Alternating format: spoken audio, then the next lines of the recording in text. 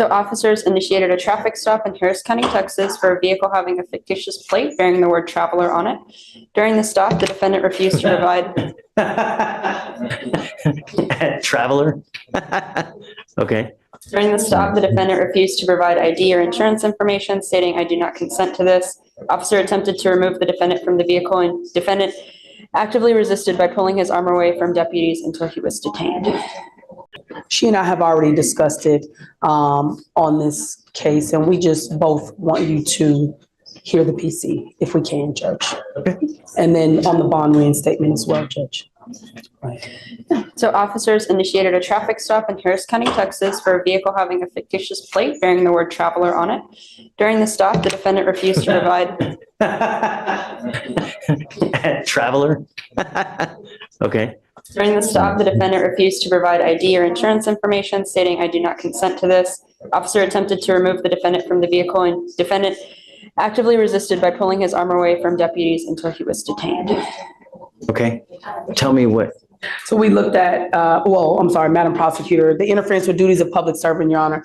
Even if my client is failing to give them that, then it is an arrestable offense. But in this situation, it is, Judge. However, in this particular situation, he didn't interfere with anything in terms of his own arrest. I can, if it was a resisting or something to that effect, I can. They're just trying to get him out of the car. I don't disagree. It's classic sovereign case where got the license plate, think that traveling by right is what I think how they term it. In this situation, Judge, and the reason I'm employing upon the court is, even from what Madam Prosecutor has seen on the video, they're pulling and tugging at his arm, which put my client in some fear. It was more than one officer. It was pretty. But he still has a duty. If they're asking you to come out, they can lawfully do that. And there are videos, and go on YouTube, right? There are hundreds of videos where officers will literally destroy your car to get you out. When you get into a pissing match with a person who has the power of arrest, who's going to win, Mr. Daly? We don't disagree, Your Honor. Right. You know what I mean? That's real life. We don't disagree, Your Honor. I think under the circumstances of what actually happened, it was not Mr. Daly's position to resist or to interfere. That was not. He was concerned for his safety at that point. And actually, I don't know, did you hear that on the video? Right. And so in reviewing the video, it was pretty quick, pretty brash. They didn't give him an opportunity to respond per the prosecutor in this situation. It wasn't as if he was intentionally Remember, this is just a mere probable cause. Yes, so, I agree. They ask you to come out of the car one time. Yeah, it's really, so, I think that there's enough probable cause to go forward now. The problem is, Mr. Daly, is that we revoke your bond. Your bond is set at 2501, and you've continually failed to appear. So, the case and the way that you've treated us, it shows me that you just refuse to accept authority. How are we supposed to deal with that?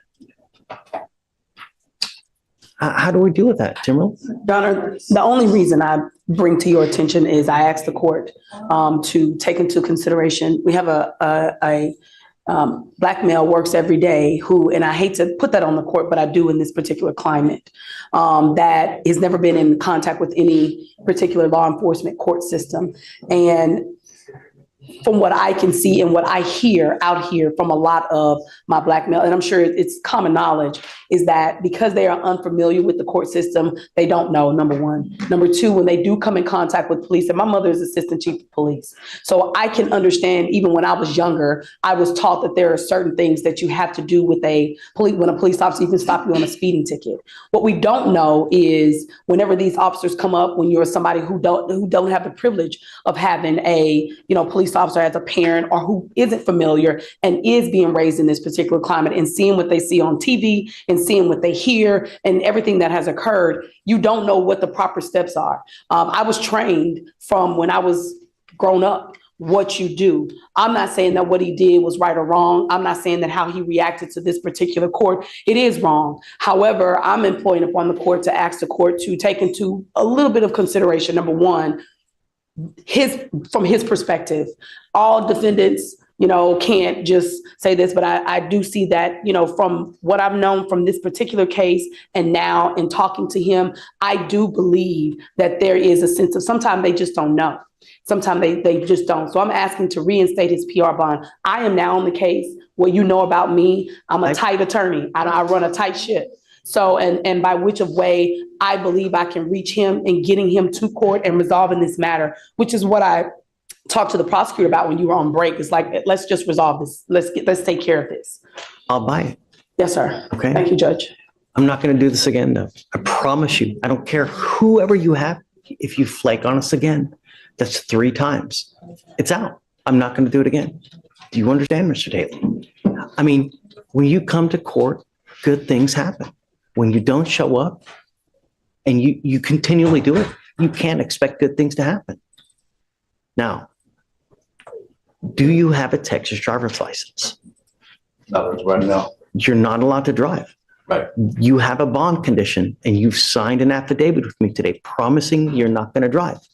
I don't care how you term it. Driving, traveling, however you're going to word it, whatever you do not get into the driver's seat of an automobile, a motorcycle, anything with a combustible engine where you can get on the road unless you have approval from us.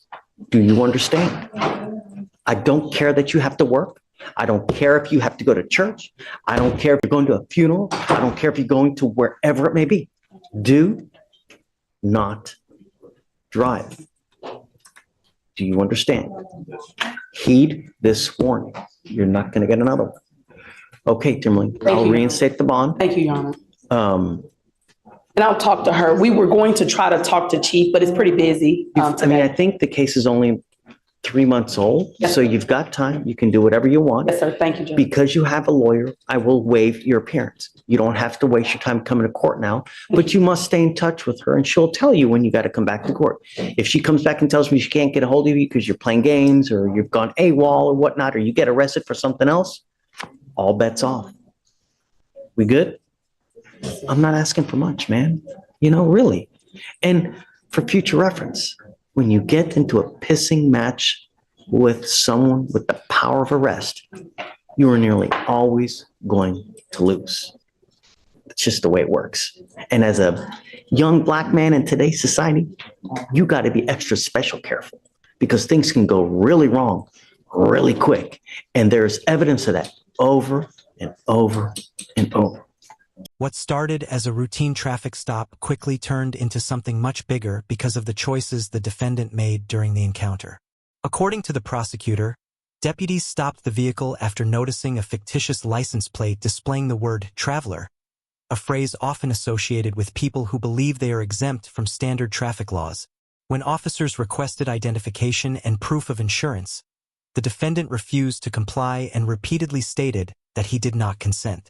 The situation escalated when officers attempted to remove him from the vehicle, and prosecutors argued that he physically resisted by pulling away from deputies before being taken into custody. During the hearing, however, the defense focused on the circumstances of the arrest rather than denying that the traffic stop occurred. Defense counsel argued that the officers acted quickly and that her client became fearful during the encounter. She acknowledged that resisting officers was not the proper response, but urged the judge to consider her client's background and perspective. She explained that many people, especially those with little experience dealing with the legal system, may react poorly during stressful police encounters. Rather than excusing his actions, she asked the court to give him another chance by reinstating his personal bond and allowing the case to move forward without keeping him in custody. The judge agreed that there was enough probable cause for the criminal case to continue, but the bigger concern for the court was the defendant's repeated failure to appear. From the judge's perspective, missing court dates showed a pattern of refusing to respect the authority of the judicial process. Still, after hearing from defense counsel and believing she could keep her client on track, the judge decided to give him one final opportunity. His bond was reinstated, but the warning could not have been clearer. If he missed court again, violated his bond conditions, or drove without a valid driver's license, he would almost certainly lose that second chance. Perhaps the most memorable moment came at the very end of the hearing. The judge reminded the defendant that arguing with officers during a traffic stop is almost never a winning strategy. Whether someone agrees with the stop or plans to challenge it later in court, resisting lawful police commands can quickly make a bad situation much worse. He also stressed that, as a young black man, the defendant should be especially cautious because encounters with law enforcement can escalate rapidly with serious consequences. It was a practical warning rather than a legal ruling, a reminder that courtroom arguments happen later, but decisions made during a roadside stop can shape everything that follows. In the end, the defendant walked out of court with another chance, but the judge made it unmistakably clear that there would not be a third.